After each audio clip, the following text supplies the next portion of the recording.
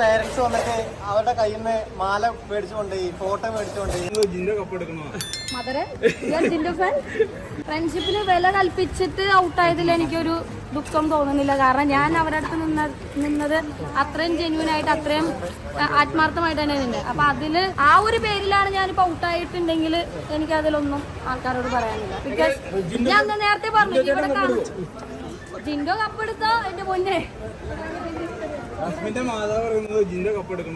മദറെ Jinto fan.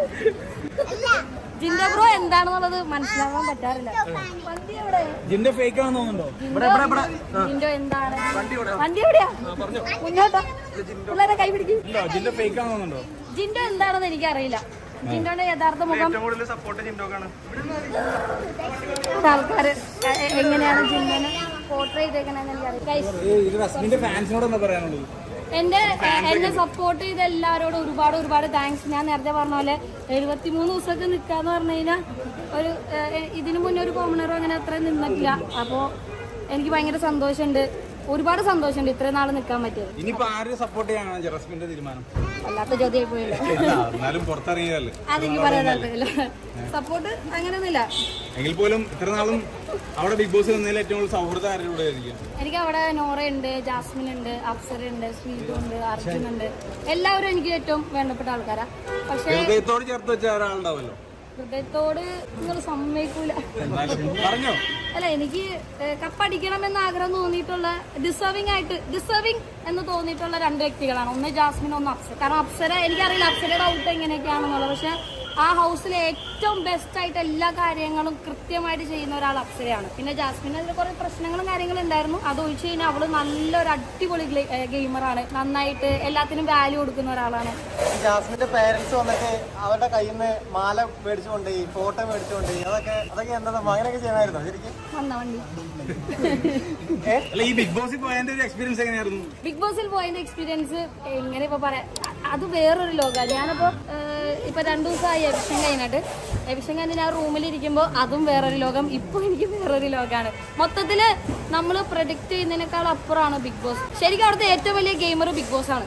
നമ്മൾ മനസ്സിൽ വിചാരിക്കാത്ത കാര്യങ്ങൾ നമ്മൾ ചിലപ്പോൾ ഗെയിമിന്റെ സമയത്ത് എന്തെങ്കിലും പ്ലാൻ ചെയ്യും, ബിഗ് ബോസ് അതൊക്കെ മാറ്റിത്തരും. അങ്ങനെ എനിക്ക് തോന്നിയ ഏറ്റവും നല്ല ഗെയിമർ ബിഗ് ബോസ് ആണ്. ഈ പ്രണയങ്ങൾ ബിഗ് ബോസിൽ ഒരുപാട് ഉണ്ടായിട്ടുണ്ട്.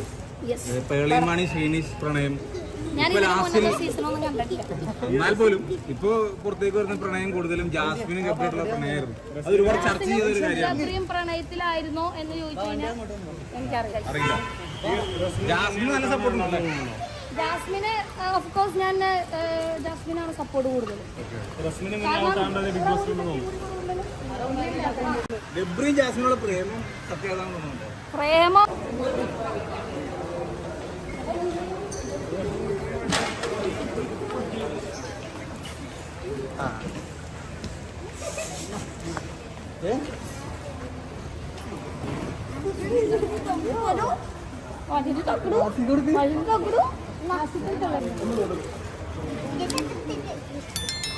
കുറച്ച് ടയറാണ്.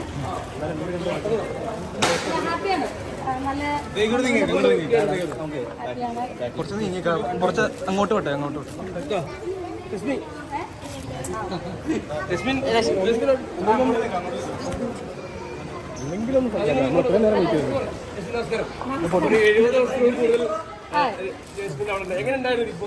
അടിപൊളിയാണ്.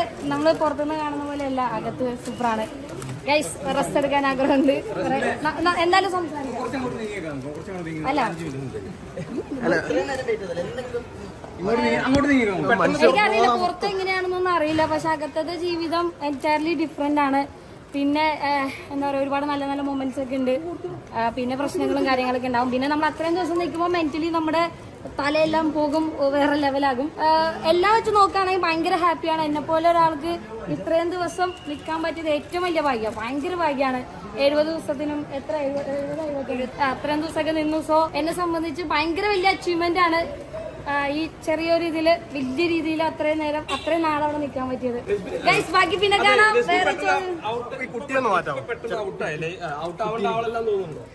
അങ്ങനെ ചോദിച്ചാ ഔട്ട് ആവേണ്ട ഒരു സമയം ഉണ്ടായിരുന്നു. ഞാൻ ഡൗൺ ആയിരുന്ന സമയത്ത് ഔട്ട് ആവേണ്ടതായിരുന്നു. പക്ഷെ ഇപ്പൊ കേറി വന്നപ്പോ പെട്ടെന്ന് ഔട്ട് ആകുമെന്ന് വിചാരിച്ചില്ല. പക്ഷെ എവിക്ഷന്റെ ഡേ അന്ന് എനിക്ക് ഉറപ്പായിരുന്നു ഞാൻ തന്നെ ആയിരിക്കും പോകുന്നത്. കളിച്ചു വന്നിരുന്നു. വീണ്ടും പഴയ ഒരു റസ്മിൻ ബൈ ആയിട്ട് വന്നതായിരുന്നു. പക്ഷെ ജാസ്മിനെ സപ്പോർട്ട് ചെയ്യുന്ന ഗബ്രി ഔട്ടായി, ഇനി അടുത്ത രശ്മിൻ ഔട്ടായി. അപ്പൊ ഈ ജാസ്മിനെ സപ്പോർട്ട് ചെയ്തുകൊണ്ടാണോ നിങ്ങളൊക്കെ ഔട്ടാവുന്നത്? അല്ല അങ്ങനെയാണോ എന്തെങ്കിലും? അങ്ങനെയൊന്നും പറയാൻ പറ്റില്ല. അത് ഇപ്പൊ എനിക്ക് മനസ്സിലായത് ഞാൻ ഔട്ട് ആവാൻ റീസൺ ഞാൻ കുറച്ച് ഡൗൺ ആയി നിന്നത് കൊണ്ട് തന്നെയാണ്.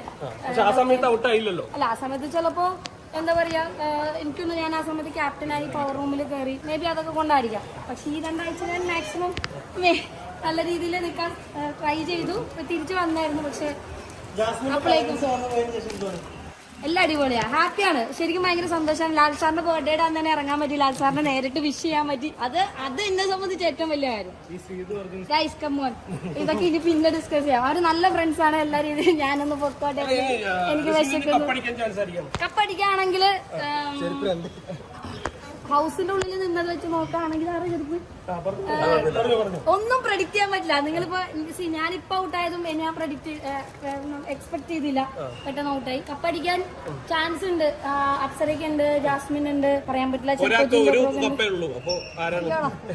എന്റെ ഇഷ്ടം കൂടെ പറഞ്ഞു. കാണാം. ജാസ്മിൻ ജെന്യൂൻ ആയിട്ടാണ് ജാസ്മിൻ. അല്ല, ഫ്ലാഷ് ഓഫ് ഒക്കെ ജെന്യൂനായിട്ട് തന്നെ നിന്ന് കളിക്കുന്ന ഒരാളാണ്. അവളെ സ്വഭാവം അതാണ്, അങ്ങനെ തന്നെയാണ്